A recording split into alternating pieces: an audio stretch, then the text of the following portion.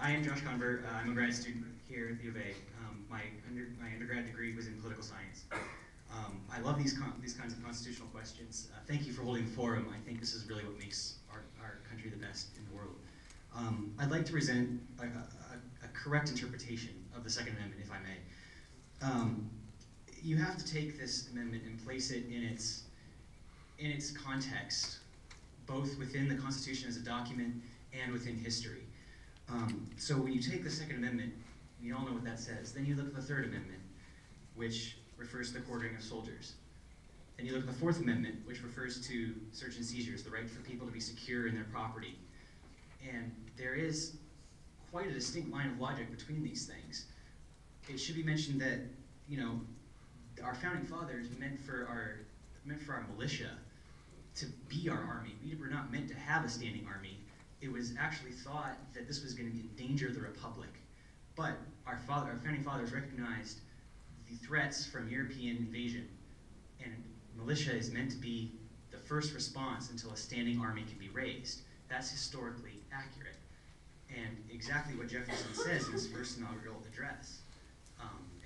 Thomas Jefferson, of course, is arguably the most brilliant of all of the founding fathers. The volumes on government and democracy that he wrote are extensive and genius. I would also like to share that the founding fathers feared the standing army was a danger to the liberties and freedoms, and that they believed the military might exert their control over the citizenry, rather than the citizens telling the military what to do. There are also, moving on to the next point, there are also a history of restrictions and exemptions on constitutional rights and amendments and powers enumerated in the Constitution. Speech, for example, Justice Oliver Wendell Holmes. The most stringent protection of free speech would not protect a man in falsely shouting fire in a theater and causing a panic. We all know that.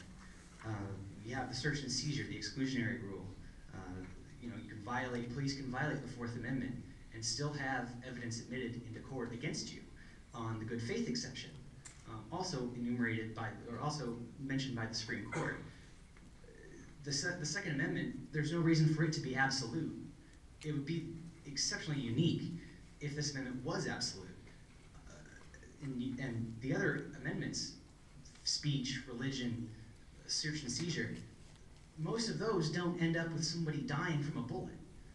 So protecting us in public, the people in public, is really what, I'm sorry, I lost my train of thought. But that's the point. Speech, religion, search and seizure exceptions do not kill people. Okay.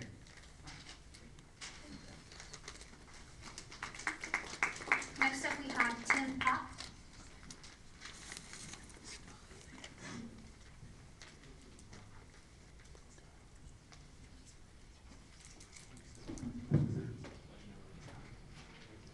Good evening. Thank you for giving me the opportunity to speak tonight. My name is Tim Pop. I am a firearms instructor. I have been for over 20 years. I teach for Arizona Game and Fish. I also taught for Wisconsin DNR. I'm also the owner of Double Tap Firearms, a safety and firearms instruction company. I teach CCW classes. There's a big fault with what most people believe about CCW. CCW gives you absolutely no rights other than carrying the weapon concealed that you don't already have. All right? The thing is, with CCW, every person out there carrying the CCW and carrying their weapon concealed has passed a course. They've been educated, they took a test, they had to pass that test. All right? The people that are out there without the CCW don't know what they're doing, and that's the problem with it. That's why this bill states they must have a CCW. Education is the answer to everything. All right, I have a couple of statistics here. A couple of people have said some few things about statistics, but I know these to be a fact because they come from my training brochures from the police academy where I went to school. All right, 85% of all adolescents, that's 12 years and under, that were injured by a firearm didn't know the firearm was loaded or didn't know the firearm real, all right? Since the inception of the firearm safety, or hunter safety as it's called in the United States, and all 50 states have it now, the number of accidental shootings among adolescents has dropped by 75%. That's a big drop, folks.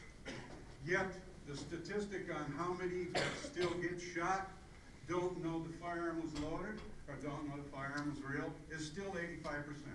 It's because of education. Once you educate the people, the accidents don't happen. All right? The people that are out there with the CCW are educated. They don't make those same mistakes. Now, somebody said that this gentleman who did the shooting here on campus had a CCW. There's been no record that he's had a CCW. It was mentioned, well, he had a CCW, but they never researched it. They never found that he had a CCW. I do know for a fact that since the inception of CCW in Arizona, no one with a CCW has ever been convicted of a serious firearm violation.